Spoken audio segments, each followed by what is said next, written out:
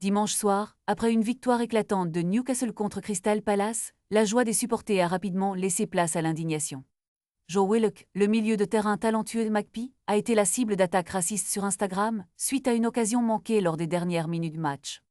Les messages haineux, non seulement dirigés vers lui mais aussi envers sa famille, soulèvent une fois de plus la question cruciale de la modération sur les réseaux sociaux. Newcastle, en geste de solidarité, a immédiatement alerté les autorités, affirmant leur engagement à soutenir l'enquête pour identifier les responsables. Cette situation n'est pas isolée.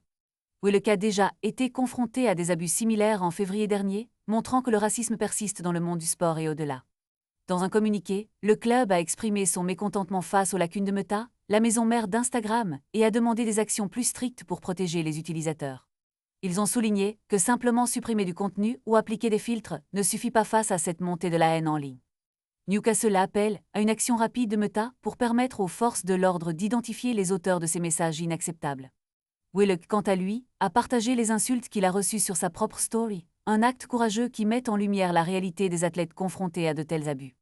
Alors que la police a ouvert une enquête, la communauté sportive se mobilise pour un changement, espérant que ce type de comportement ne sera plus toléré. Les réseaux sociaux doivent agir et prendre leurs responsabilités.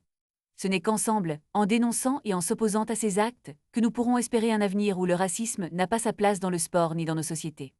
La lutte contre le racisme en ligne doit être une priorité, car le silence est complicité. Les clubs, les joueurs et les plateformes doivent unir leurs forces pour créer un environnement sûr et respectueux pour tous.